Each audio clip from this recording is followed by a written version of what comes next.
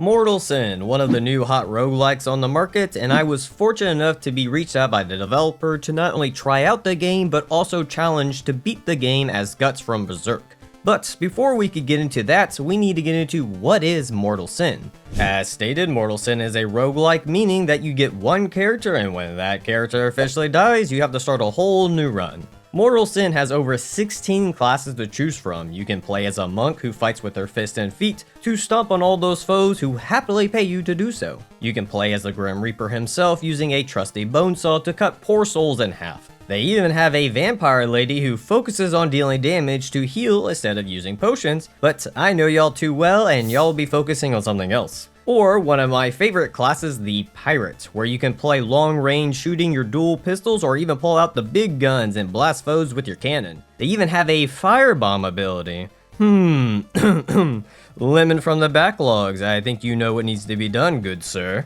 So what is the objective of Mortal Sin? Your goal is to go through 3 of the 4 dungeons, which are called the Dungeon, very fitting, the Cave, the Forest, and the Vessel, to eventually make it to the final dungeon, the Maw of Sin, where you fight the embodiment of sin, and if you are brave enough, you will challenge Enigmatic himself. In these dungeons, you can obtain strong gear to increase your stats or gain new passive abilities to build towards your dream build. Not only will you be slaying foes, but you will have missions from the lovely Helena. Hello, Helena. Hello, Scully. Helena, you're too good for him, please don't. Helena will give you side quests that you can see on your map. Depending on the quest and reward will dictate which path you will follow. Picking these rewards can boost one of your passive skills to its maximum level, upgrade your weapons or armor, which helps when wanting to keep gear you like, or let's say you don't like your gear, you can complete a quest from Helena to give you 3 new options, or let's say you don't even like any of those, you can do a quest for gold to spend on levels or to buy for reroll for abilities. With that short synopsis of how the game works, let's get into the run.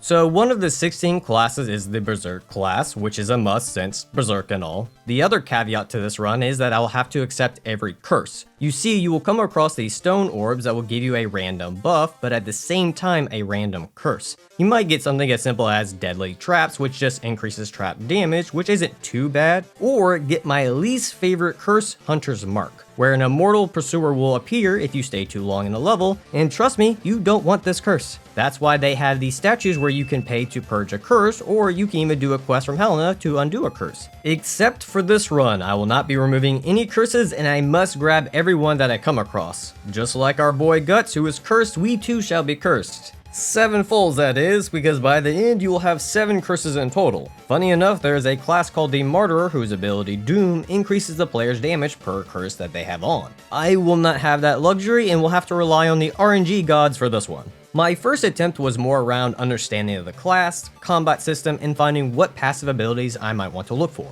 For the combat system, we have 4 types of attacks: a dash, a kick, class ability, and your weapons attack. The weapon attack can be charged for a second for a slam attack or further charge for a whirlwind attack, aka spin to win. To add on to this, you can combo these attacks into special attacks, like for example, Demon Slayer can be performed by kicking into an attack, into dashing, and then back into an attack, which does a faster power strike than you would normally get by just charging. Now, comboing can be confusing, but the developer was kind enough to allow us to pin combos to the HUD so you can practice it anywhere as you feel like, or let's just say you're struggling with that, you can turn on auto combo for you to do the work.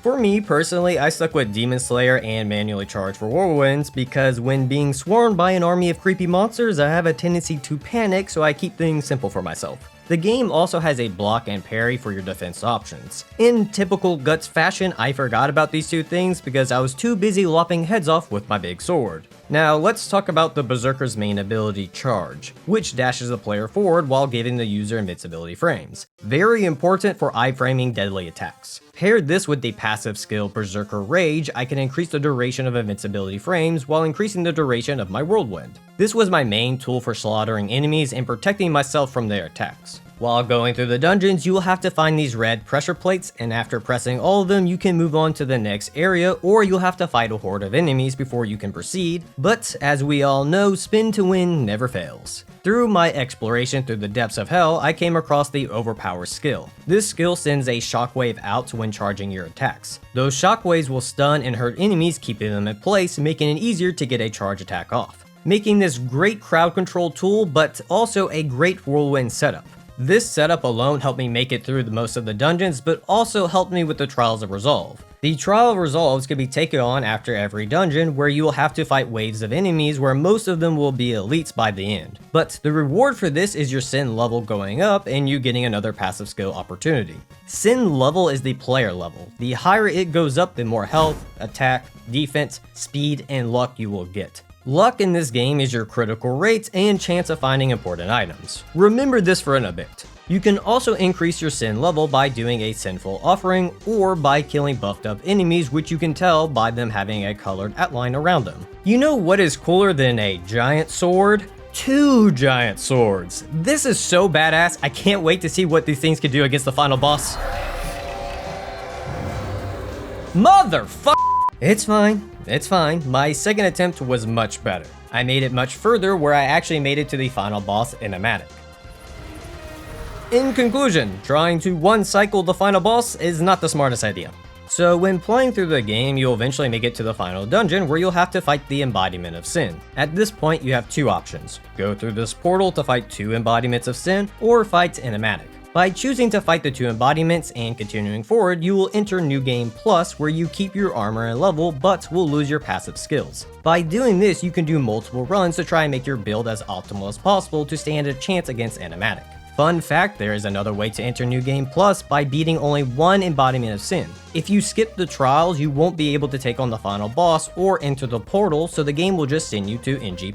This is the safest option, but then you would be missing out on 2 Sin tokens. Sin tokens are your extra lives. When you die, a token will be used to bring you back right before you enter the dungeon. So it's usually worth doing the trials and getting the extra tokens at the end. This was working out great on my 3rd attempt, where I got some awesome gear like Singularity and Hell Wheel. Singularity summons black holes that suck in enemies and explode for big damage, while Hell Wheels lets me be a fiery Beyblade of death that I have always dreamed of being. It was also on this run where I have found Hot Streak and Chain Strike to be very good abilities. Hot Streak procs after you critical hit an enemy, making your next crit do even more damage. If you get this maxed out, you can boost your damage over 400%. Chain Strike increases your damage for every successful strike you deal, which is perfect for Whirlwind. With all this, I felt like a god of destruction. Nothing could stand in my way. It didn't matter how many embodiment of sins the game threw at me, they all crumbled beneath me. I knew it was time for me to stand up to Enigmatic and show him who the true king of hell is. Oh dear god. Well, come to find out, Enigmatic also gets stronger as you progress, so you really need to have your build or gear fleshed out. Doesn't matter how easily you beat the mini bosses, the final boss is on a whole nother level. But I wasn't gonna let that stop me. Time for round 4. The main goal for the first few cycles was to get my gear as strong as possible while focusing on getting luck to increase my crit rate as high as I can. After that, it was hunting down a witch. As you go through dungeons, you'll come across these purple portals that will lead you to a zone you would normally do a platform section to get a few passive skills, but if you're lucky enough, you'll find the witch's hut where you can trade in a Sins token for a rare piece of gear with a strong skill like Singularity. I needed this for some crowd control, but also it'll become the key to my success for this run. With getting my luck up, I needed some more damage, so I hit up Helena, who was kind enough to give me a Extended blade, which has a very high attack boost on it, making my damage numbers much bigger, and we all love to see those numbers go up. Isn't that right, Ludwig? Let's up those numbers! With having everything in place, it was time to get the Jolt skill. The Jolt skill is one of the many skills that can be chosen after beating a run. This skill will proc a shockwave, dealing % base damage off your hit damage. With having that, it was time to make the build. First, I had to visit Helena for oaths, which affect how dungeons and the player will play, like the Oath of Divine Grace, which turns my parry into a dodge, which works better for me because I'm better at dodging than parrying. After this, I mapped out my route to get 3 quests with maxing out passive skills. During these dungeon runs, I made sure to get Hot Streak, Chain Strike, Overpower, and Regenerator.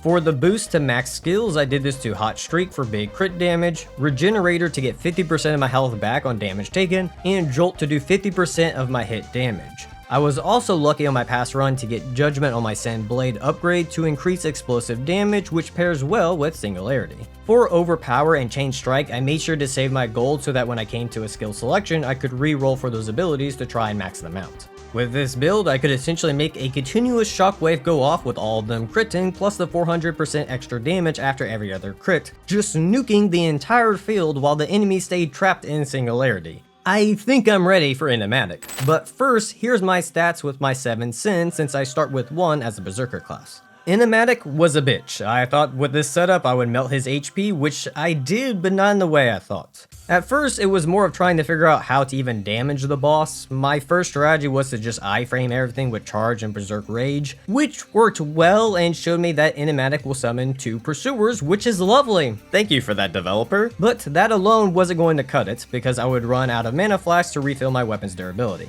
So then it became learning how to dodge some of Enigmatic's attacks so that I could stay on top of him to keep pressure. This was working for me, allowing me to get his health low enough to notice that the Pursuers will despawn once the boss's health is low enough, but after this he will summon elite adds to come after you while he finger blasts you or eye blasts you into oblivion. I got super close on my 18th attempt where I thought I was going to pull it off, but I just ran out of mana and couldn't get the job done. It wasn't until attempt 20 that I noticed Singularity's hits were doing the most damage to Enigmatic, but were very hard to pull off since he likes to run away, but it was my only chance of victory. So the plan came to be chase the boss down and start with Demon Slayer, and when he starts to attack, go into Charge Whirlwind to avoid the attacks while dealing damage. Afterwards, I start building up my combo meter to get Singularity off and hope it gets the hot streak boost to do serious damage. This strategy did okay. It would majority of the time get the boss to half health, but then a Pursuer would get me or Enigmatic would just one-shot me. It was around this point I only had 4 tries left and I kinda gave up. I honestly thought this build wasn't good enough and I would need a Skull Knight in Shining Armor to save me. But when all hope is lost, this is where luck shines, because out of bumfuck nowhere, this happened.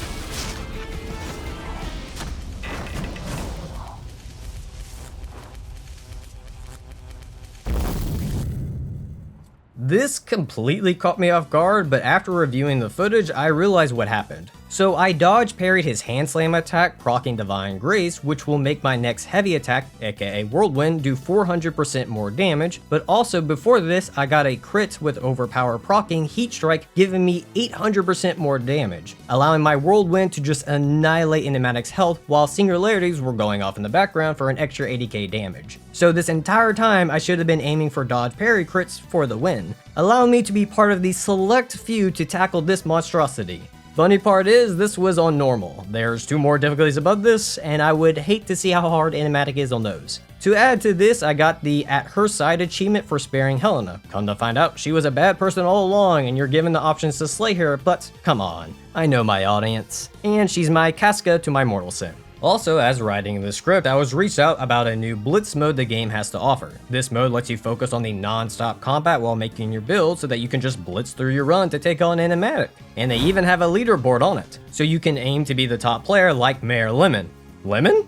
Hey, it's Lemon. Wow, talk about a fun ride. I had a blast with this game and I'm very appreciative to the developer for reaching out to me. I highly recommend you give Mortal Sin a shot. I will leave a link to the game in the comments and description down below. With all that said, if you enjoyed this video and would like to see more like it, hit that subscribe button. At this time, I would also like to thank my channel supporters. If you too would like to support the channel or have your name in the video, you can click the Patreon link in the description or click the YouTube join button. I also from time to time stream my runs, so you can catch me streaming on YouTube or over on Twitch at Akane Gaming. I want to thank you all for watching, and until next time, take care.